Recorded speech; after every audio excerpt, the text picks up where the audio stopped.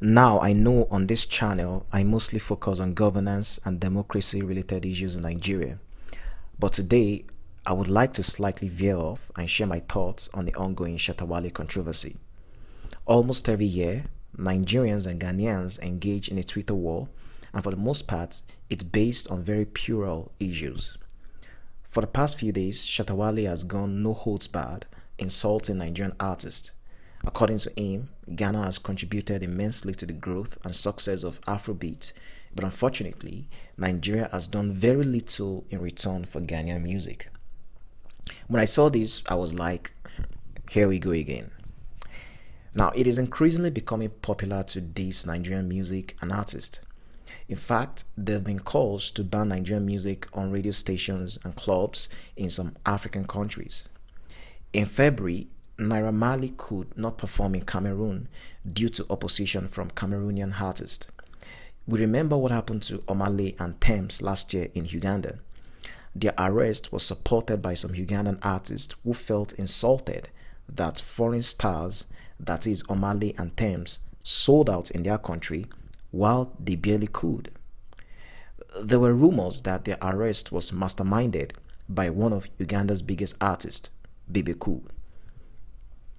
Shatta Wale's rant started a Twitter war between Nigeria and Ghana, a tough war, if you will. Overwhelmingly, Nigerians see his rant as a reflection of deep-seated animosity.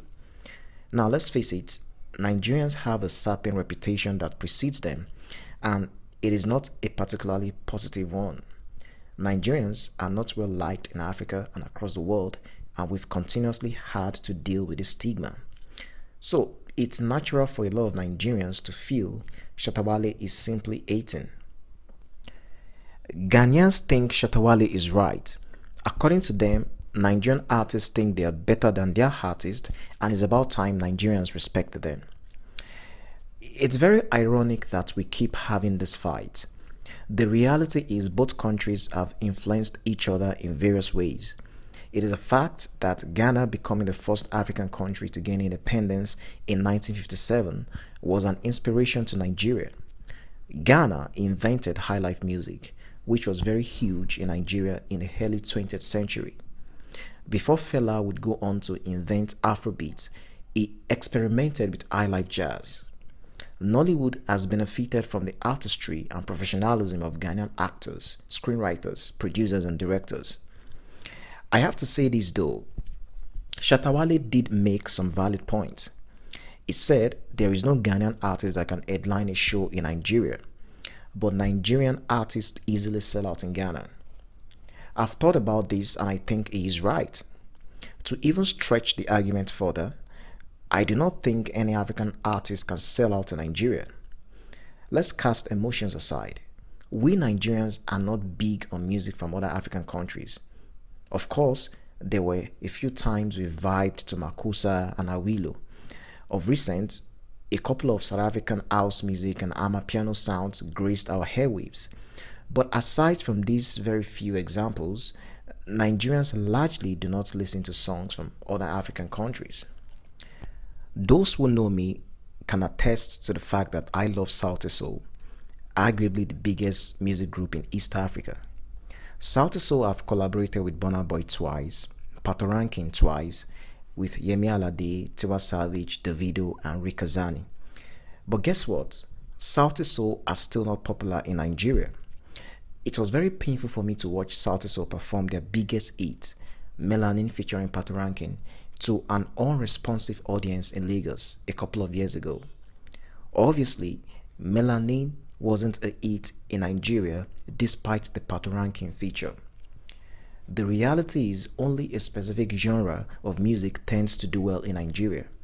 If it doesn't sound Afrobeat, Nigerians tend not to care. This is the best explanation I can give as to why African artists are not well known in Nigeria. Now, we can debate what is responsible for this.